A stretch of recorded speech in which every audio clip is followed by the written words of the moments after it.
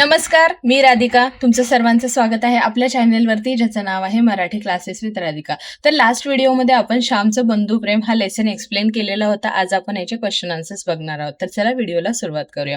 पहिला क्वेश्चन आहे, आकृत्या पूर्ण करा म्हणजे कम्प्लीट द डायग्राम. हे आपल्याला डायग्राम कम्प्लीट करायला सांगितलेले. क्वेश्चन काय विचारलेला आहे तर श्यामला थंडीच्या दिवसात न मिळणाऱ्या गोष्टी, म्हणजे श्यामला थंडीच्या दिवसात कुठल्या गोष्टी मिळत नव्हत्या, तर उत्तर आहे मफलर, जो गळ्यात घातला जातो, जॅकेट आणि गरम कोट. त्यानंतर आहे पृथ्वीच्या पोटातून फळा फुलांचे येणारे. आता पृथ्वीच्या पोटातून जी फळं फुलं मिळतात त्यांच्यापासून आपल्याला काय मिळतं तर रंग आणि गंध. रंग म्हणजे कलर आणि गंध म्हणजे स्मेल आणि स्वाद म्हणजे टेस्ट. सो हे कोणापासून मिळतंय तर फळा आणि फुलांपासून. त्यानंतर आहे चौकटी पूर्ण करा म्हणजे बॉक्सेस कंप्लीट करायचे आहेत किंवा फिल करायचे आहेत. हट्ट धरून बसलेला, कोण हट्ट धरून बसला होता? लहान भाऊ. कोणाचा? लेखकाचा म्हणजे श्यामचा. यांचे बंड माजले नव्हते, म्हणजेच हे त्यावेळेस एवढं फेमस नव्हतं. काय तर कपड्यांचे. थंडीच्या दिवसात याची चौघडी गळ्यात बांधली जायची. चौघडी म्हणजेच काय तर 4 लेअर मध्ये फोल्ड केलं जायचं. तर कशाची? तर धोत्राची, आणि त्याच्यापासून मफरल तयार केला जायचा. लेखक शिकायला गेलेले गाव. लेखक कुठे शिकायला गेले होते तर दापोलीला. पृथ्वीला दिलेले विशेषण. पृथ्वीला काय म्हटलेलं आहे तर गंधवती पृथ्वी. सो अशा प्रकारे तुम्हाला हे बॉक्सेस कंप्लीट करायचे आहेत. त्याच्यानंतर स्वमत म्हणजे तुम्हाला याच्याबद्दल काय वाटतं हे तुम्हाला लिहायचं आहे. क्वेश्चन काय आहे, गंधवती पृथ्वी म्हणजे काय ते तुमच्या शब्दात लिहा. म्हणजे गंधवती पृथ्वी म्हणजे काय, तुम्हाला काय वाटतं? सो उत्तर येणार आहे गंध म्हणजे सुवास किंवा सुगंध. गंध म्हणजे काय तर स्मेल, त्याला सुवास किंवा सुगंध म्हणतात. गंधवती म्हणजे सुगंध धारण करणारी आपली पृथ्वी म्हणजे माती. गंधवती म्हणजे काय तर सुगंध, जिला स्मेल आहे, जिने स्मेल घेतलेला आहे, ती अशी पृथ्वी किंवा माती. आणि ही गंध धारण करणारी मायेची मूर्ती आहे. आणि ही जी पृथ्वी आहे ही कोण आहे तर गंध म्हणजेच वास धारण करणारी, सुवास धारण करणारी मायेची मूर्ती आहे. पाऊस जेव्हा मातीवर पडतो आणि मातीच्या गर्भात जातो, म्हणजे जेव्हा पावसाचे थेंब मातीवरती पडतात आणि ते मातीच्या गर्भात म्हणजे मातीच्या पोटात जातात, तेव्हा मृद गंध वाऱ्यावर पसरतो. म्हणजेच तो मातीमध्ये असणारा जो वास आहे, जो सुवास आहे, स्मेल आहे, तो वाऱ्यावरती दरवळतो किंवा पसरतो. आणि हा मातीचा गंध दिशात पसरतो. आणि हा जो स्मेल आहे हा सगळीकडे दिशात म्हणजे सगळ्या डायरेक्शनला जातो.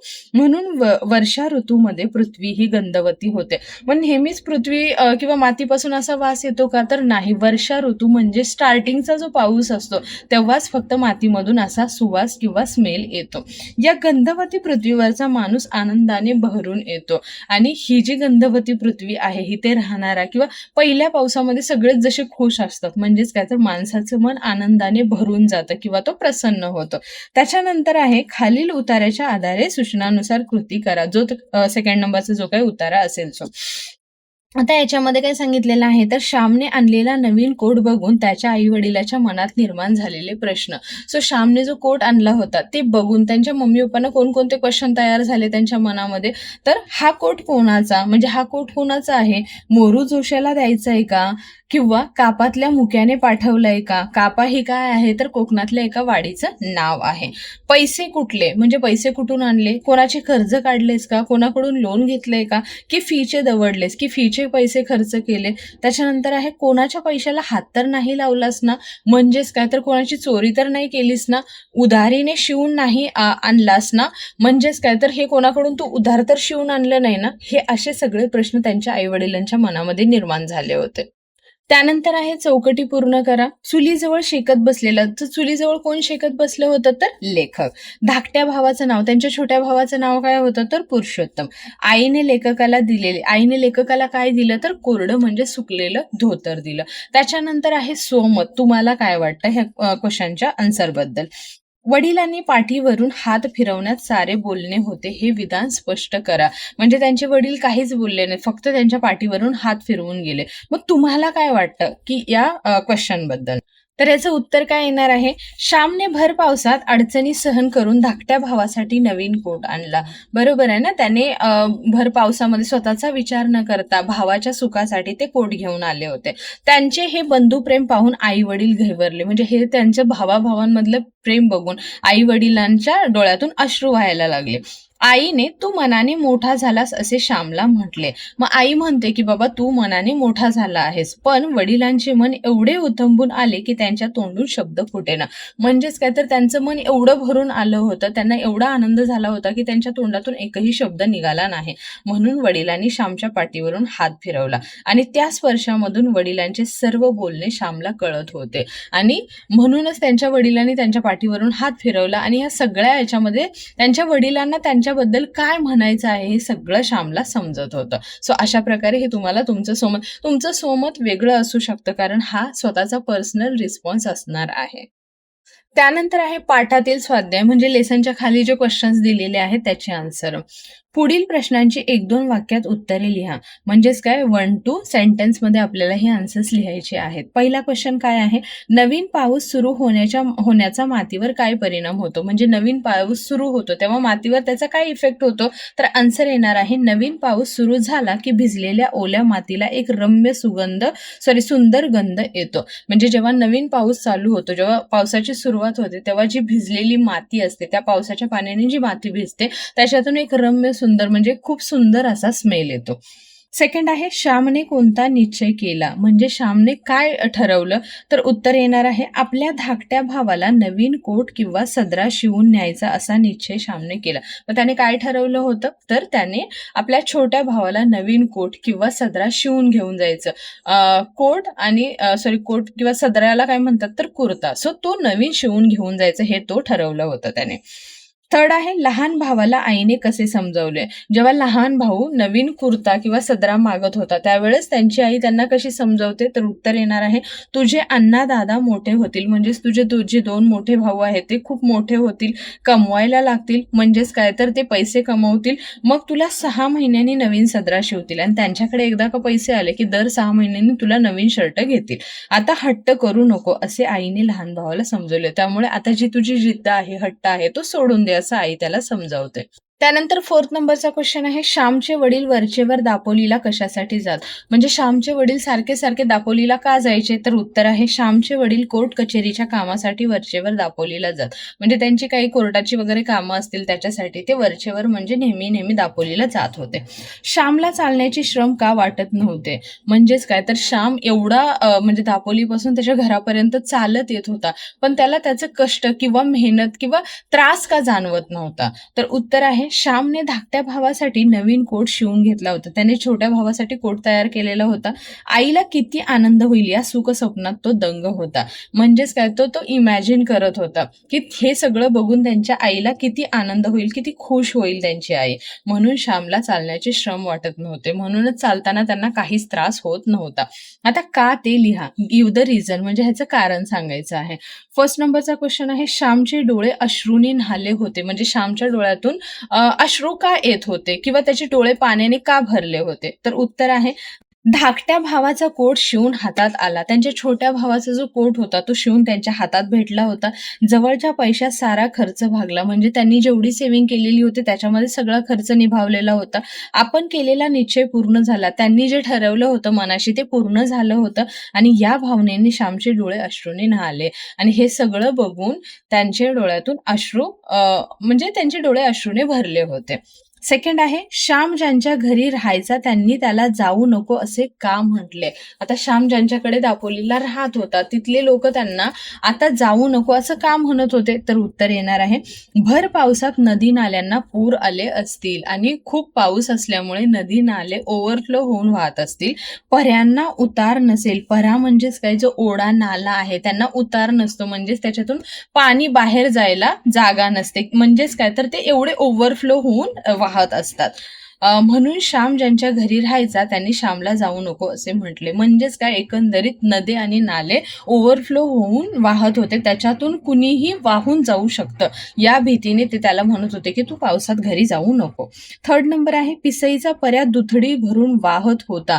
तर का, याचं कारण आहे, भरपूर पाऊस पडत होता आणि पाण्याला फार ओढ होती. म्हणजे त्यावेळेस खूप पाऊस पडत होता आणि पाण्याचा जो स्पीड होता तो काय होता, तर खूप ओव्हर होता किंवा पाण्याचा जो फ्लो होता तो खूप होता, त्यामुळे पिसईचा पर्यात दुथडी भरून वाहत होता. दुथडी भरून म्हणजे दोन्ही काठोकाठ भरून म्हणजेच ओव्हरफ्लो होऊन वाहत होता. त्याच्यानंतर 4th नंबर आहे, श्यामने सांगितलेली हकीकत ऐकून आईला गहिवर आला. आणि श्यामने जे काही गोष्ट सांगितली म्हणजे तो तिथून कसा आला किंवा त्यांनी कसे पैसे वाचवून त्यांच्या भावासाठी कोट तयार केला, हे सगळं ऐकून त्यांच्या आईला गहिवरून येणं म्हणजेच काय तर रडायला येणं. का तर उत्तर आहे, श्यामने खाऊसाठी दिलेले पैसे खर्च न करता धाकट्या भावाला नवीन कोट शिवला होता. म्हणजे त्यांच्या वडिलांनी त्यांच्यासाठी खायला पैसे दिले होते, पण ते त्यांनी न खाता ते साठवून ठेवून म्हणजे त्याची सेव्हिंग करून छोट्या भावासाठी कोट बनवला होता. श्याम भर पावसात अडचणींवर मात करून घरी आला आणि श्याम त्या पाण्यामधून वाहून जाऊ शकत होता, पण त्या सगळ्या अडचणी, सगळ्या प्रॉब्लेम्सवरती मात करून तो घरीपर्यंत आला होता. आणि ही हकीकत आईने ऐकली होती आणि ही जी स्टोरी आहे ही त्यांच्या आईने ऐकली होती. श्यामचे हे अपार बंधू प्रेम बघून आईला गहिवर आला आणि श्यामचं हे स्वतःच्या भावावरचं प्रेम बघून त्यांच्या आईला रडायला आलं. त्याच्यानंतर आहे, कोण कोणास म्हणाले. पहिला क्वेश्चन आहे, हा काही अन्नाच्या अंगाचा नाही. मग कोण असं म्हणतं की हा अन्नाच्या अंगाचा नाही, म्हणजे हा अण्णा यांनी श्यामला त्यांचा छोटा भाऊ अण्णा म्हणायचा. अंगाचा म्हणजे त्यांच्या मेजरचा किंवा त्यांच्या साईजचा नाहीये. धाकटा भाऊ त्यांचं नाव होतं पुरुषोत्तम. कोणाला म्हणाला तर आईला म्हणाला. हा मी पुरुषोत्तमासाठी शिवून आणला आहे. हे कोण म्हणतं तर श्याम आपल्या आई वडिलांना म्हणतात. आता माझी पेन्सिल हरवणार नाही. त्यांची पेन्सिल हरवायची, मग जो कोट होता त्याला आतमध्ये पॉकेट होतं, त्यामुळे पॉकेटमध्ये पेन्सिल जेव्हा ठेवणार आहे तेव्हा ते हरवणार नाही. म्हणून पुरुषोत्तम आईला काय म्हणतो तर आता माझी पेन्सिल हरवणार नाही, मी जे आतमध्ये पॉकेटमध्ये ठेवून देईन. त्यानंतर आहे पुढे दिलेल्या शब्दांच्या विरुद्ध अर्थाचे शब्द चौकटीतून शोधून लिहा. विरुद्ध अर्थाचे म्हणजेच अपोजिट वर्ड शोधून लिहायचे आहेत. थंडचं येणार आहे गरम, सापडणेचं येणार आहे हरवणे, सुगंधाचं येणार आहे दुर्गंध, थोरलाचं येणार आहे धाकटा. थोरला म्हणजे मोठा भाऊ आणि धाकटा म्हणजे छोटा भाऊ. जुनाचं येणार आहे नवीन, लक्षचं येणार आहे दुर्लक्ष आणि स्मृतीचं येणार आहे विस्मृती. स्मृती म्हणजे आठवणी आणि विस्मृती म्हणजे जो विसरतो त्यानंतर आहे, गटात न बसणारा शब्द ओळखा व लिहा आणि तो शब्द गटात का बसत नाही ते सांगा. आता आपल्याला ऑड वन आउट सांगायचं आहे, ह्याच्यातला कोणता आहे आणि तो का आहे ते पण सांगायचं आहे. सो पहिला आहे समीरा, विनीता, त्यांनी, निखिल. सो ह्याच्यामधला वेगळा कोण असणार आहे तर त्यांनी. त्यानंतर आता ह्याचं स्पष्टीकरण पण लागलीच घेऊया. समीरा, विनीता, निखिल ही काय आहे तर नाम म्हणजेच नाऊन आहेत आणि याच्यामध्ये त्यांनी हे काय आहे तर सर्वनाम. सर्वनाम म्हणजेच काय तर ते प्रोनाउन आहे, म्हणून हा काय आहे तर गटामध्ये बसत नाही. सेकंड वाला आहे, मी, सातपुते, त्याने, तिला. सो आन्सर काय येणार आहे सातपुते. का कारण मी, त्याने, तिला हे काय आहे सर्वनाम म्हणजे प्रोनाउन आहेत आणि सातपुते हे काय आहे एकच नाम म्हणजेच नाऊन आहे, म्हणून हा शब्द गटात बसत नाही. त्याच्यानंतर 3rd नंबर आहे, हिमालय, सुंदर, प्रसन्न आणि भव्य. सो उत्तर काय येणार आहे हिमालय. का कारण सुंदर, प्रसन्न, भव्य ही काय आहेत तर विशेषणे आहेत आणि हिमालय काय असणार आहे तर हे एकच नाम आहे, म्हणून हा शब्द काय तर गटामध्ये बसत नाही. त्याच्यानंतर आहे लिहिणे, आम्ही, गाणे, वाचणे. सो आन्सर येणार आहे आम्ही. का कारण लिहिणे, गाणे, वाचणे ही सगळी काय आहेत तर क्रियापदे आहेत आणि ती काय होतात तर सेंटेन्सच्या लास्टला येतात आणि आम्ही हे काय आहे तर सर्वनाम आहे, त्यामुळे हा शब्द गटामध्ये बसत नाही. सो अशा प्रकारे तुम्हाला याचे आन्सर्स लिहायचे आहेत. त्याच्यानंतर खाली आहे एकवचन आणि अनेक वचन म्हणजे सिंग्युलर आणि प्लुरल सांगायचं आहे. सो एक असेल तर काय असणार आहे सदरा असणार आहे, खूप सारे असतील तर ते सदरे होणार आहेत. एक असेल तर सुई असणार आहे, खूप साऱ्या सुया होणार आहेत. एक असेल तर आठवण होणार आहे, खूप साऱ्या आठवणी. एक असेल तर जॅकेट होणार आहे, खूप साऱ्यांना जॅकेटे म्हणतात. त्याच्यानंतर एक असेल तर गाठोडे होणार आहे, खूप सारी गाठोडी बनणार आहेत. एक असेल तर पाऊल असणार आहे, खूप सारी पावले बनणार आहेत. त्याच्यानंतर जेंडर चेंज करायचं आहे. पुल्लिंगमध्ये येणार आहे मुलगा तर त्याचं स्त्रीलिंग बनणार आहे मुलगी. भाऊचं होणार आहे बहीण, वडीलचं होणार आहे आई, शिंपीण ही शिंपी, म्हणजे टेलरच्या बायकोला शिंपीण म्हणतात आणि जो टेलर असतो त्याला काय म्हणतात, शिंपी. शेजारी, शेजारीन. त्याच्यानंतर समानार्थी शब्द, म्हणजेच ह्याचे मिनिंग सांगायचे आहेत. मेघचे दुसरे शब्द काय होणार आहेत, तर ढग किंवा जलद. आणि पृथ्वीचे येणार आहे धरणी किंवा अवनी. नदीचं होणार आहे सरिता किंवा तटिनी. आणि पाऊसचं होणार आहे वर्षा किंवा पर्जन्य. त्यानंतर ध्वनीदर्शक शब्द लिहा, म्हणजे साऊंड वर्ड. म्हणजे ह्या आवाजाला कोणत्या नावाने ओळखलं जातं. सो विजांचा जो आवाज होतो त्याला काय म्हणतात, तर कडकडाट. पाण्याच्या आवाजाला खळखळाट म्हणतात. ढगांचा काय असतो, गडगडाट. आणि पाखरांचा असतो किलबिलाट. त्यानंतर आहे पुढे दिलेल्या शब्दांचे क्रियाविशेषण अव्ययांच्या प्रकारानुसार चौकटीत वर्गीकरण करा. आता जे क्रियाविशेषण अव्यय आहे त्याचे 5 प्रकार पडतात. कोणते, तर कालवाचक, स्थलवाचक, रीतिवाचक, परिमाण किंवा संख्यावाचक, असे मिळून 5 प्रकार होतात. सो त्याच्यामध्ये आपल्याला हे जे शब्द आहेत ते टाकायचे आहेत. आता कालवाचक क्रियाविशेषण अव्यय म्हणजेच काय, तर क्रिया कोणत्या टाइमला झालेली आहे, म्हणजेच कोणत्या वेळेला झालेली. काल म्हणजेच काय, तर टाइम. सो त्याला काय म्हणतात, टाइम ऑफ ॲडवर्ब, म्हणजे कोणत्या टायमिंगवरती झालेली आहे. प्लेस म्हणजे क्रिया कोणत्या जागेवरती झालेली आहे. मॅनर म्हणजेच काय, तर रीतिवाचक. सो क्रिया कोणत्या पद्धतीने झालेली आहे. आणि परिमाणवाचक म्हणजेच काय, तर डिग्री किंवा क्वांटिटिव्हिटी म्हणू शकतो. सो क्रिया कशा प्रकारे झालेली आहे. आणि संख्यावाचक म्हणजेच काय, तर नंबर किंवा फ्रिक्वेन्सी. सो क्रिया किती वेळा झालेली आहे हे याच्यामध्ये प्रॉपरली समजून जातं. सो आता कालवाचक मध्ये काय येणार आहे, तर दररोज. ही क्रिया कधी घडत होती, तर दररोज, क्षणोक्षणी, परवा किंवा सतत. सो हे काय झालं, याच्यातून आपल्याला टाइमची माहिती झाली. त्याच्यानंतर क्रिया कुठे घडत होती. क्रिया म्हणजेच काय, तर ऍक्शन. तिथे म्हणजे त्या प्लेसचं नाव आहे. पलीकडे, वर, समोरून, हे काय आहे, तर ती जागेची नावं येणार आहेत. आता रीतिवाचक म्हणजे क्रिया कशा पद्धतीने घडत होते, तर टपटप, जसं की पावसाचं पाणी टपटप पडत होतं. सो हे टपटप काय झालं, तर रीती, ती जी क्रिया आहे तिची होण्याची ही काय आहे, तर रीत आहे. कसे, मुळीच, सावकाश किंवा पटकन, हे काय आहे, तर रीतिवाचक क्रियाविशेषणाची उदाहरणं आहेत. परिमाणवाचक म्हणजेच काय, तर त्याच्यामध्ये आपण फक्त अंदाजा लावू शकतो. सो जसं की अतिशय, अतिशयमध्ये कुठेही आपण ते नंबर काउंट नाही करू शकत. किंवा पूर्णमध्ये पण आपण सांगू नाही शकत. त्याच्यानंतर जरा, जसं की मला पूर्ण वेळ अभ्यास करायचा आहे. सो हे पूर्ण वेळ, तो किती वेळ सांगितला नाही. जसं इथे जर सांगितलं असतं किंवा मेन्शन केलं असतं, मी 2 तास अभ्यास करणार आहे. सो हे 2 तास कशामध्ये गेले असते, संख्यावाचक मध्ये गेले असते. त्याच्यानंतर जरा म्हणजेच काय, तर त्याचा अंदाजा लावलाय, म्हणजे हे येणार आहे आपलं परिमाणवाचक मध्ये. आणि थोडा पण येणार आहे आपलं परिमाणवाचक. जिथे अंदाजा लावला जातो ते होतं परिमाणवाचक मध्ये, म्हणजेच डिग्रीमध्ये जाणार आहे. आणि संख्या, जसं की मला एकदा चहा प्यायला आवडतं, 2दा आवडतं. सो 1, 2 हे काय असणार आहेत आपले संख्यावाचक, म्हणजेच नंबर किंवा फ्रिक्वेन्सी मध्ये जाणार आहेत. सो अशा प्रकारे तुम्हाला हा होमवर्क करायचा आहे. आय होप तुम्हाला हा व्हिडिओ आवडला असेल आणि तुम्हाला मी जे क्वेश्चन आन्सर्स एक्सप्लेन केलेले आहेत ते समजले असतील. जर तुम्हाला माझे व्हिडिओज आवडत असतील, समजत असतील, तर चॅनेलला नक्की लाईक, शेअर आणि सबस्क्राईब करा. भेटूया नेक्स्ट लेसन सोबत दुसऱ्या व्हिडिओमध्ये. तोपर्यंत बाय बाय.